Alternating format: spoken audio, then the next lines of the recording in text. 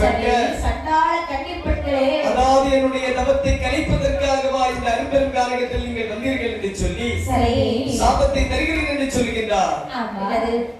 என் தவத்தை குலைத்த காரணத்தினாலே உங்கள் கற்பு குலைந்து ஆளுக்கு ஒரு கை குலத்தை பெற்றெடுக்க கடவுள்னு ஒரு சாபத்தை கொடுக்கிறார். அந்த சாபம் வாங்கினாங்க பாத்தீங்களா?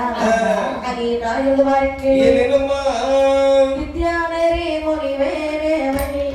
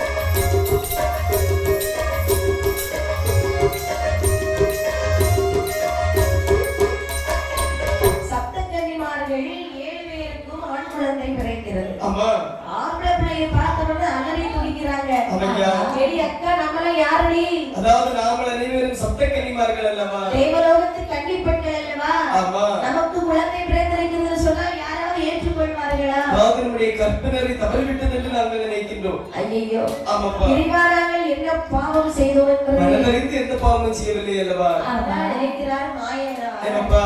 இந்த பெண்களுக்கு இந்த தண்டனை போதும். ஆமாப்பா. இந்த மேல தண்டனை கொடுத்தோம்னா அவங்க தாங்க மாட்டார்கள். ஆமையா.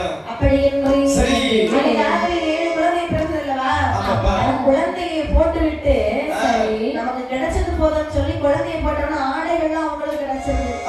மாயனை கொடுத்துறாரு. அதத்தை வாங்கி கொண்டு குழந்தையை போட்டுட்டு அந்த பெண்கள் எல்லாம் மறைந்து விட்டார்கள். சரி. இப்படி இருக்க